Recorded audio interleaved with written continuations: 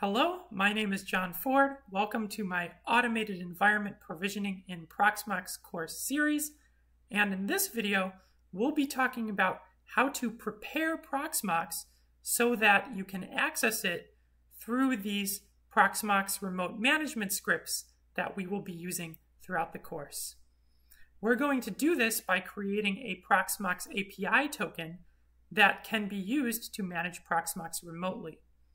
In addition, I'll show you how to set the default realm in Proxmox to PVE so that when your users log in, the realm has already been set for them accordingly and they don't have to go in and change that. I will talk more about what that means later, but for now, let's get started. So here I am looking at the web interface for my Proxmox installation, and I'm going to log in as the root user using the password that I have previously set for the root user.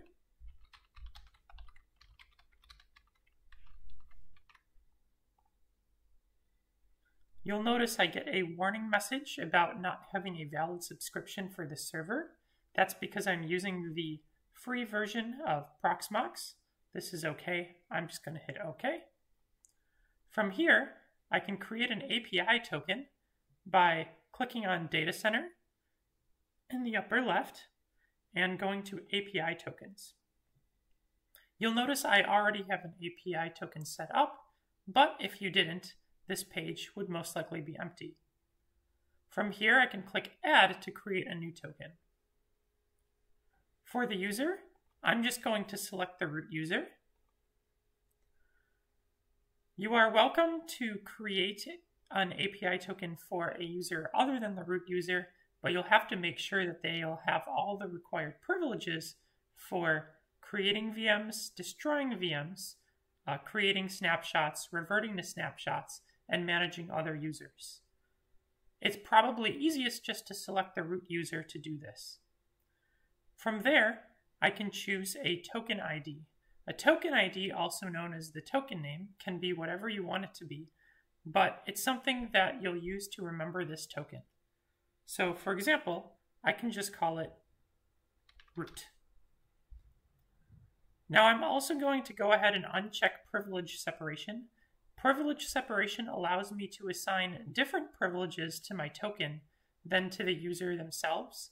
But again, to keep things simple, I'm going to have the token have all the privileges that the root user would have, because that will ensure that we have all the privileges necessary for running the scripts.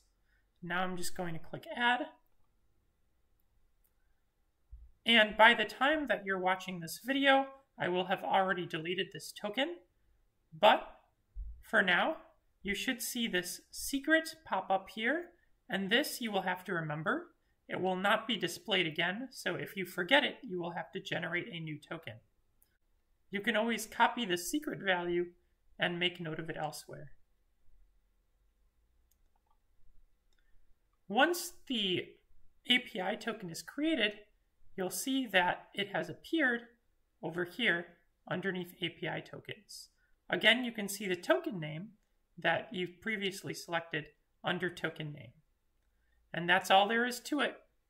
Now, your scripts should be able to interact with Proxmox using this API token that you have just created. If you plan on installing the web interface along with the Proxmox remote management scripts, just as I will show later in this tutorial series, I would like to make one additional change just to improve the user experience. You'll notice by default when you open the Proxmox web user interface, the realm is set to Linux PAM standard authentication. However, when users would like to log in, they will have to switch this to Proxmox VE authentication server, because the users that they will be logging in as will be in the PVE realm. In order to make it so that users do not have to switch the realm, so that the realm by default is set to Proxmox VE authentication server, I'm going to set the default realm in my Proxmox data center to be the Proxmox VE authentication server, or PVE. Again, this is optional, but it creates a more seamless user experience, especially if you will be using the web application portion that I will show you later in this tutorial series. In order to do this, once logged into Proxmox, I will go to Data Center and click on Realms. From here, I can set the default realm by clicking on the realm that I'd like to set as default, in this case PVE, or Proxmox VE Authentication Server, clicking Edit, and then checking this box that says Default, and clicking OK. Once this change has been made, any new users who try to log in to the Proxmox web interface will automatically have their realm set to PVE.